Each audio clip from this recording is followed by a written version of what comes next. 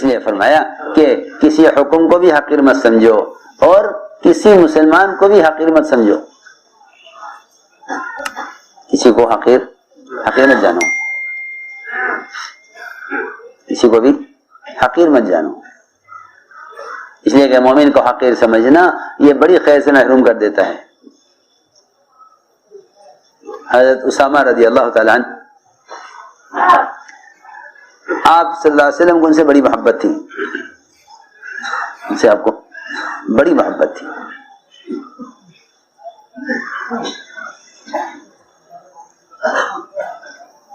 آپ نے عرفات سے نکلنے میں دیر کی، عرفات سے نکلنے میں دیر ہو گئی، تاخیر ہوتی گئی، دیر ہو گئی۔ سارے بڑے بڑے صحابہ سب انتظار میں کہ آخر کیوں تاخیر ہو رہی ہے، کیوں نہیں نکلتے آپ کیوں نہیں نکلتے، دیر ہو گئی۔ بہت دیر کے بعد حضرت اسامہ آئے، شکل سے رنگ سے کالے، بد شکل، چہرے پر چیچک کے داغ، ایسا نہیں کہ بہت خوبصورت ہوں، سرخ سفید ہوں،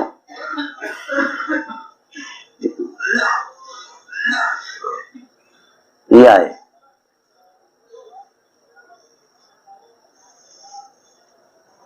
تو اہل یمن نے کہا کہ ان کی وجہ سے ہمیں روکا گیا، اس کی وجہ سے، ہاں دیکھو ڈرنے کی بات ہے کہ اس کی وجہ سے روکا گیا ہمیں، ہم بڑے یہ چھوٹا، ہم پرانے یہ نیا، اس کی وجہ سے روکا گیا ہم کو۔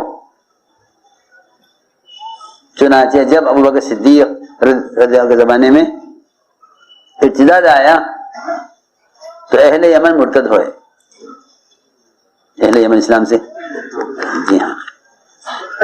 تو پوچھا گیا کہ اہل یمن کے مرتد ہونے کی کیا وجہ ہوئی، اہل یمن اسلام سے مرتد کیوں ہوئے؟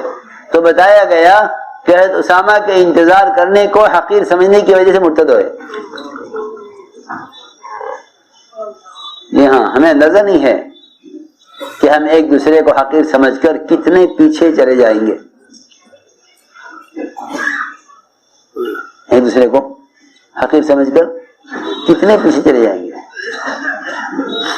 کہ نہیں میرے دوستو عزیزو، یہ اجتماعی کام ہے، یہ کام اجتماعی کام ہے، اس کام میں ایک دوسرے کا تعاون کرو، اس کام میں ایک دوسرے کا تعاون کرو، اس کام میں ایک دوسرے کا تعاون کرو، ایک دوسرے کے کام آؤ، کیونکہ اگر کوئی دنیاوی کام میں کسی کا تعاون کرتا ہے تو فرشتے مدد کرتے ہیں، تو جو دین میں دوسرے کا تعاون کریں گے، اللہ کی ان کے ساتھ کیسی غیر مدد ہوگی۔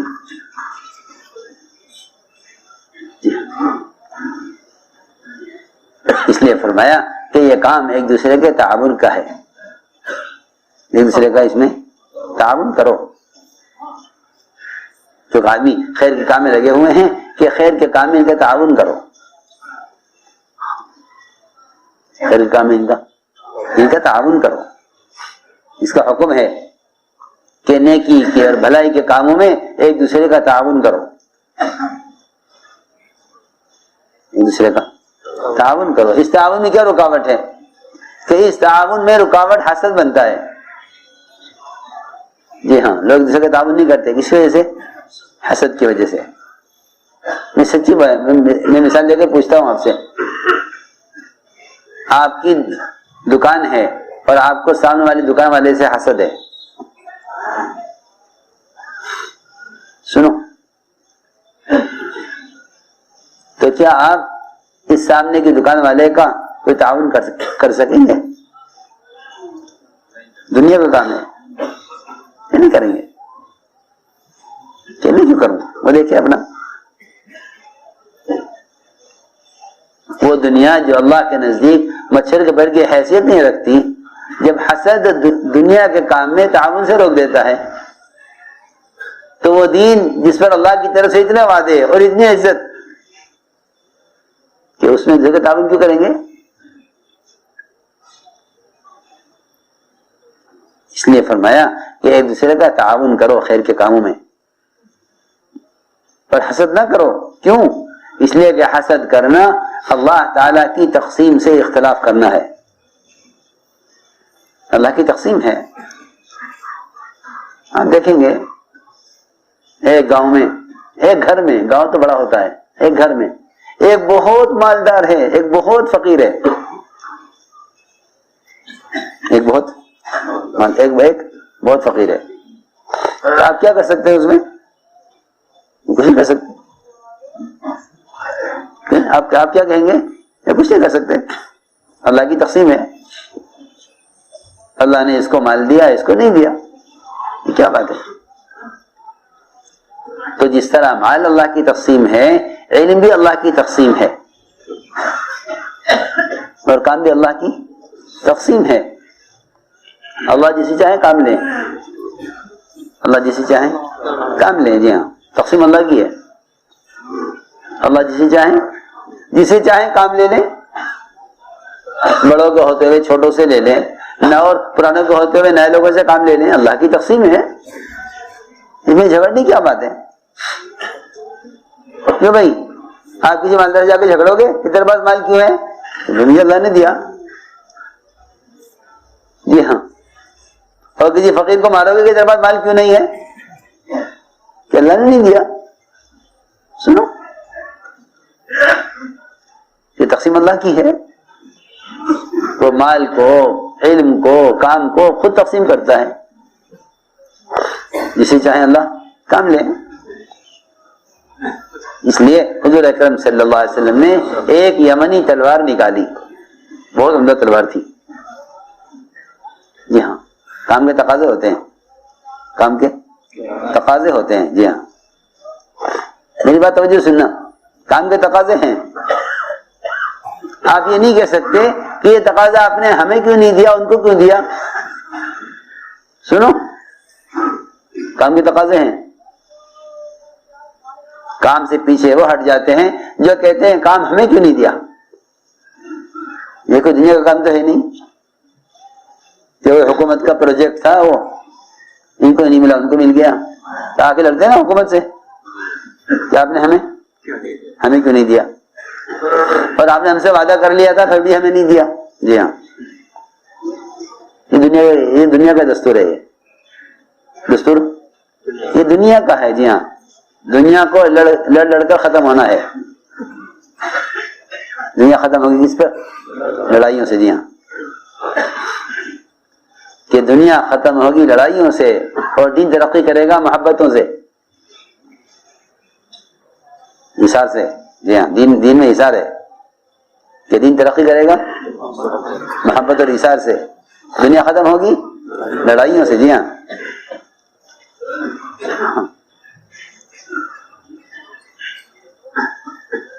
تو یہ دنیا والوں کا مزاج ہے کہ یہ پروجیکٹ آپ نے ہمیں کیوں نہیں دیا، انہیں کیوں دیا، تو پھر وہ ان کو ملے گا، تو پھر یہ ان کے کام میں رکاوٹ بنیں گے۔ جی ہاں، آپ دیکھیں بڑے بڑے کام ختم ہو جاتے ہیں دنیا میں، ہم وہ آ کے مقابلہ کریں گے بجائے تعاون کرنے کے، ایک دوسرے کام میں رکاوٹ اس لیے بنتے ہیں کہ یہ کام ہمیں کیوں نہیں ملا۔ اور صحابہ کرام کا مزاج یہ تھا کہ اگر دین کا تقاضا پرانوں کے ہوتے ہوئے کسی نئے کے حصے میں آ گیا تو پرانے ان کے ساتھ نکل جاتے تھے کہ چلو ان کے ساتھ چلو، کیا بات ہے، ان کو تقاضا دیا گیا ان کے ساتھ چلیں گے، تقاضا ان کو دیا گیا تو ان کے ساتھ چلیں، کیا بات ہے۔ تو ایک تقاضا آ گیا کہ یمنی تلوار کون لے گا اس کو، آپ نے اعلان کیا یہ تلوار کون لے گا۔ ہاں سنو غور سے، مشورے میں تقاضا، یہ تقاضا کون پورا کرے گا؟ تو زبیر کھڑے ہوئے کہ مجھے دیے، فرمایا نہیں، بیٹھ جاؤ، تمہیں نہیں۔ دوبارہ اعلان ہوا یہ تقاضا کون پورا کرے گا، یہ تلوار کون لے گا؟ تو عمر کھڑے ہوئے، حضرت عمر رضی اللہ عنہ بڑی صلاحیت والے ہیں، اس سے زیادہ کیا اور کیا ہوگا کہ میرے بعد اگر نبی ہوتے تو عمر نبی ہو سکتے تھے، اس سے زیادہ صلاحیت کیا ہوگی؟ جی ہاں، ایسی صلاحیت، جی ہاں ایسی صلاحیت کہ فرشتے حضرت عمر کی زبان پر بولتے تھے، فرشتے حضرت عمر کی زبان پر فرشتے بولتے تھے، جی ہاں، جو حضرت عمر چاہتے تھے اس کے مطابق حکم آتا تھا۔ بہت سے موقع ہیں ایسے، جی ہاں۔ اگر ساری دنیا کے، پوری دنیا کے علماء کا علم ترازو کے ایک پلڑے میں رکھا جائے اور عمر کا علم ایک پلڑے میں رکھا جائے تو حضرت عمر کا علم جھک جائے گا، زیادہ ہوگا ساری دنیا کے اہل علم کے مقابلے میں۔ کس کا علم؟ جی ہاں، عمر کا علم۔ ایسے حضرت عمر وہ کھڑے ہوئے کہ جی مجھے دے دیجیے تلوار، فرمایا نہیں تمہیں بھی نہیں ملے گی، بیٹھ جاؤ۔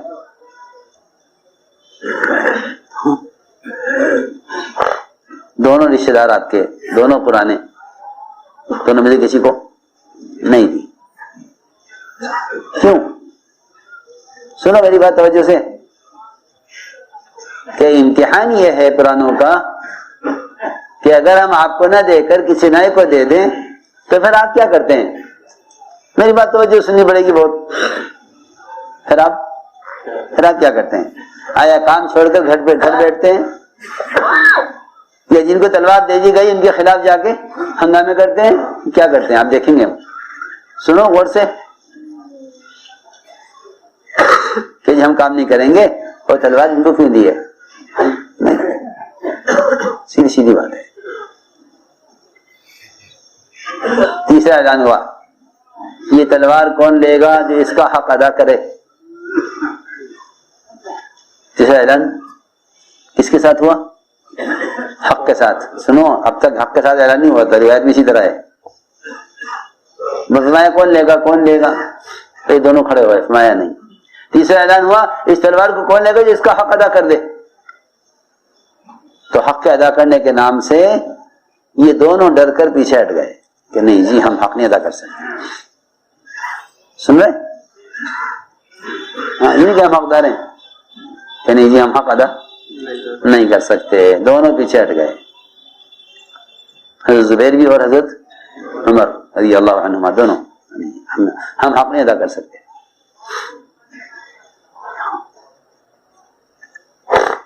تو کھڑے ہوئے ابو دجانہ، ایک صحابی، کون؟ وہ کھڑے ہوئے، عرض کیا کہ تلوار مجھے دیجئے، میں اس کا حق ادا کروں گا۔ تو آپ نے تلوار ان کو دے دی کہ لو۔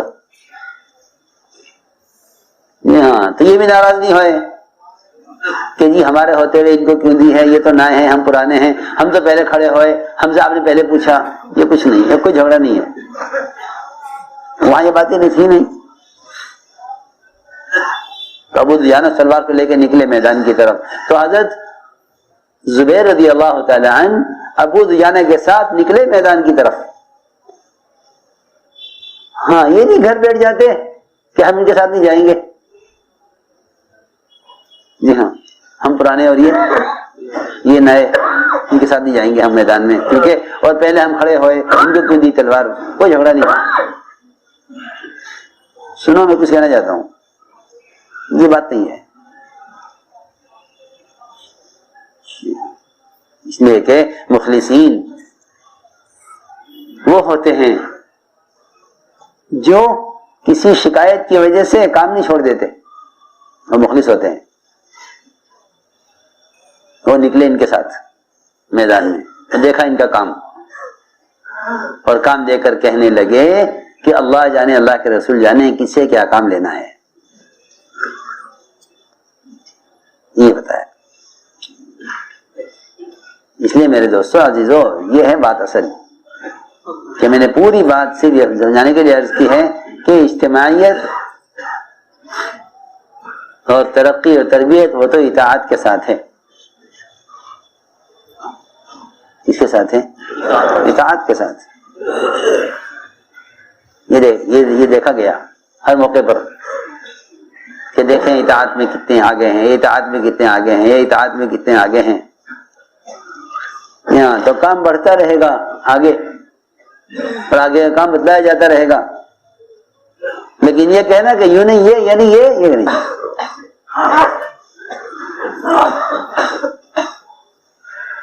اس لیے ہمیں چاہیے کہ ہم اطاعت کے ساتھ اور اجتماعیت کے ساتھ چلیں اور کام ساتھیوں کا تعاون کریں. اونچ نیچ آگے پیچھے یہ اللہ کا کام ہے. یہ کس کا؟ یہ اللہ کا کام ہے. یہ اللہ جس کو چاہیں آگے لے آئیں، جس کو چاہیں پیچھے کر دیں، یہ اللہ کا کام ہے. ہمیں تو سب کو ڈرنا چاہیے بس. جی ہاں، اللہ سے یہ مانگا کرو کہ اے اللہ تو ہمیں کام سے محروم نہ کیجیے، ہمیں کام سے محروم نہ کیجیے، بلکہ ہر وقت یہ فکر ہو کہ ہم جس سطح پر ہیں یہاں سے آگے کیسے بڑھیں، یہاں سے آگے کیسے بڑھیں. جی ہاں، جو جس سطح پر بھی ہے وہ سطح اس کا آخری اسٹیج نہیں ہے، بلکہ آگے بڑھنا ہے، بلکہ آگے بڑھنا ہے. جی ہاں، ہماری منزل وہاں ہے جہاں محمد صلی اللہ علیہ وسلم صحابہ کو چھوڑ کر گئے ہیں، وہ ہماری منزل ہے. جی ہاں، وہاں پہنچنا، وہاں امت کو پہنچانا یہ محنت ہے. اس لیے اس کا عزم کریں اور ارادے کریں کہ انشاءاللہ ہمیں خود پابند بننا ہے اور قربانیوں میں آگے بڑھنا ہے. اس لیے کہ جو ہو رہا ہے وہ سطح نہیں ہے، جہاں پہنچنا ہے وہ اصل منزل ہے کہ آگے بڑھو. ملکوں کے تقاضے اور ملکوں کے کام سامنے ہیں. پوری امت کو بے اعتبار عالم کے حرکت میں لانا، یہ ہماری منزل ہے. اس لیے اس کے لیے عزم کریں، ارادے کریں.